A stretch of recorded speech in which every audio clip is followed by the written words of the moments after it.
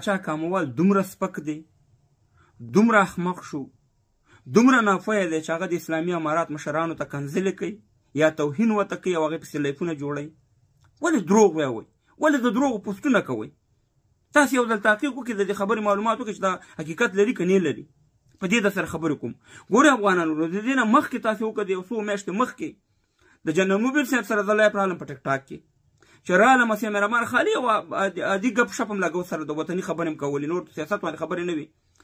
دغه د یو څو ډزماران د ټیک ټاک د جمهوریت په نوم باندې وروره لایف راله او ما پسې لایف جوړ کړ چې پاچا کاموال خو جنرال موبیل صاحب ته دغه جوړ کړی، ټیک ټاک یې جوړ کړی او دا جنرال موبیل صاحب سره لایف راځي. جنرال موبیل خو هغه سړی دی چې مهربان اشرف غني ته توهین کړی، ډاکټر نجیب ته توهین کړی دی، جنرال عادق ته توهین کړی دی. چې مهربان دا سره لایف راغلی، چې مهربان وګوره د دې پوښتنه ته ونه کړه. مګر 3 شپې بعد چې دی بیا همدغه د جمهوریت په نوم دزماران راله د جنرال موبیل صاحب سره ورور په لایف کې ناست خنداګانې وي، نه یې د ډاکټر نجیب پوښتنه وکړه، نه یې د موبیل د رازق پوښتنه وکړه، نه یې مهربانه د اشرف غني پوښتنه ته وکړه چې په دې بار خپله ورسره خنداګانې او مستیګانې کولې او په ما باندې الزام لګولی چې ټیک ټاک د جوړ کړه. او ټیک ټاک چې دا اوس وطن ته لاړم هماغه سړی مې وکړه چې چا ته جنرال موبیل صاحب ته ټیک ټاک ورکړی او د هغې د اکاونټ نه راتلو. اوس نوې ډرامه شروع شوې ده د طالبانو په نوم باندې یو څو مبارزین دلته راپیدا شوي. بله شپه تاسو وکړه چې د جبار خیل رول لایف راغلی او د اختر معامله وه، د غټ اختر معامله چې په سعودي عرب کې یو ورځ او په اول ځل باندې په افغانستان کې په بله ورځ مانځل کېدو. زه نه خبر یم د دې نه چې دا لایف راغلی، نه مې دغه ته جبار خیل رول ته ویلي چې یاره ته لایف جوړ کړه، زه لایف ته درځم.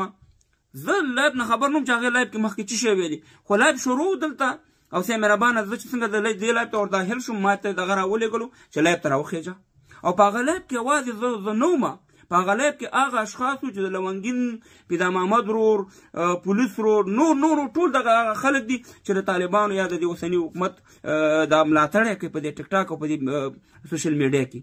زه ور وختم، زه د کنځلو نه خبر نه یم چې هغه ملا هیبت الله صاحب ته یا بدر دي وتي یا داسې الفاظ دي وتي چې هغه ما ته هم خوند نه راکوي. زه د کنځلو خلاف یم چې هر څوک یې کوي، خو زه والله کې د یو شي نه خبر یم. اوس دلته زه ور وختم او اوس مهربانه نور ملګري مو خالي په د اختر په باره کې هم خبرې وکړې چې اختر باید په دې ورځ وشي، په دې ورځ باندې په کار و افغانانو اکثر دغه د دې وه خالي دغه یو نیوکه زموږ حق دی، سالمه نیوکه. خو تاسو وګورئ جبار خیل ور چې هغه کم الفاظ د خولې نه وتي دي هغه وخت کې زه یم په دې لایف کې یا پکې نور ملګري هغه ځان ته لګېدي، هغه خبرې ځان ته کړي، بیا وروسته خلک راغستي دي. نو تاسو ولې ما پورې دا تړئ چې ته مهربانه تاسو په دې لایفونو کې وروره عیسی واغسته او جبار خیل خو وروره مشرانو ته کنځلې کړي. دا جبار خیل 2 ورځې مخکې جبار خیل صاحب وروره تاسو سره خپل لایفونه جوړول، تاسو ځنه هیرو جوړ کړی. اوس سه مهربانه چې ستاسو په خلاف باندې خبرې وکړي هغه اوس په ما باندې راتپئ. د خدای په لحاظ دا منافقت پرېږدئ. زه هېڅکله د چا توهین نه کوم، نه ولا کې د اشرف غني صاحب کوم، نه ولا کې د ملا هیبت الله صاحب کوم، په احترام ورته کوم او نیوکه زما حق دی چې د هغې وخت د زمن نه د یو صادر پوښتنه کېږي چې یو صادر دی اضافه دی، نو دا زما حق نه چې په اختر باندې په نورو شیانو موضوعاتو باندې وغږېږم. زه خو خیاط دلته نه یم چې ستا هر شي ته وروره لبیک ووایم، ته ورته ووایه وروره.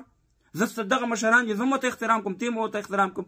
زه هم دغه اوسنی نظام منم چې مهربانه چې زموږ د افغانانو نظام دی، نیمګړتیا پکې وي وروره، نیوکه چې وي د اصلاح په خاطر باندې وي. د افغانستان په تاریخ کې اول ځل دی چې وروره چې مهربانه موږ د سعودي عرب سره اختر په بله ورځ باندې کوو. موږ خو د الحمدلله د 1400 کال نه مسلمانان یو، هېڅکله داسې نه دي راغلي چې سعودي عرب نه موږ په بله ورځ باندې اختر کړی، په بله ورځ د عرفې ورځ مانځلې ده. دا خو ښکاره خبرې دي، په دې باندې خو موږ ولاړ یو. مګر تاسې دا خبرې چې یاره پاچا کاموال دا لایف جوړ کړی و، خدای قرآن ته وګورئ کوم ثبوت د سره یې دلته پیش کړئ.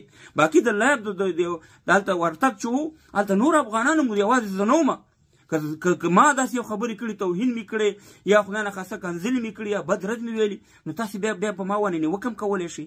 خو مه کوئ هغه کار کوم چې جمهوریتیانو یو څو ورځې مخکې یو څو میاشتې مخکې زما په خلاف باندې کمپین وچلو چې د موبیل صاحب سره دا راځي او وروره جمهوریت ته توهین کوي، چې بیا هغه خبرې ټولې دروغ وختې. نو زه هېڅکله نه چاته توهین کوم، نه د وطني مشرانو ته، نه وروره دا سپک الفاظ استعمالوم، نیوکه کوم د اصلاح په خاطر باندې. دا ما ته الله دا حق را کړی دی، دا ماته اسلام دا حق راکړی، دا ماته افغانستان دا حق راکړی. زه دلته د چا لپاره چپړوسي نه کوم. ښه کار ته ښه کار ویم، د اوسني نظام بد کار چې وکړي هغې ته زه بد ویم. د اختر په باره کې زما نیوکه اوس هم همغه ده کومه مې چې کړې ده په اسلامي چوکاټ کې، په افغاني چوکاټ کې. الله دې وکړي چې تاسې په دې پوه شئ. دلته بې ځایه پوسټونه مه کوئ، بې ځایه دغه تبلیغات مه کوئ چې پاچا کاموال هېڅکله داسې کار نه کوي. د دومره نمک مرداره شم چې صاحب مهربانه زه راځم کنځلې یا بدې رد وکړم یا زه ورته لایب جوړوم. لایب د جبار خیل ورور خپل کار دی، د نورو خپل کار دی چې لایپونه جوړوي. زه بعضې اشخاص سره لایپونو ته ورځم او سره ایسالم. همدغه جبار خیل ورور صاحب مهربانه دغه د اوسني نظام ډېر اشخاص ورسره ناست وو. نن چې د خولې نه داسې الفاظ وځي چې تاسې له خوا نه درکوي غلط دي، په ما باندې راتپئ. دا خو ګوره دا خو ښکاره غلطي، تاسو په غلطه روان استئ. هېڅکله به داسې الفاظ زما د خولې نه وانه اورئ او نه به انشاءالله زما مبارزه یا زما غږ یا زما دغه چې دی هغه د وطن دپاره د وطن د ملي ګټو دپاره دی. زه د هېڅ چا په قصه کې د یو تنظیم سره تعلق نه ساتم. زه نه په جمهوریت کې مې وظیفه اجرا کړې، نه صاحب مهربانه په اوسني اسلامي اماراتو کې نه جمهوریتي وم، نه صاحب مهربانه اسلامي اماراتي یم. یو مسلمان یم او افغان یم. دا زما غږ دی. الله دې وکړي چې تاسې پوه شوي یاستئ. په دروغ باندې خلکو پسې تبلیغات مه کوئ. عزت او ذلت چې د الله په لاس کې دی. دا کوشش مه کوئ تاسې.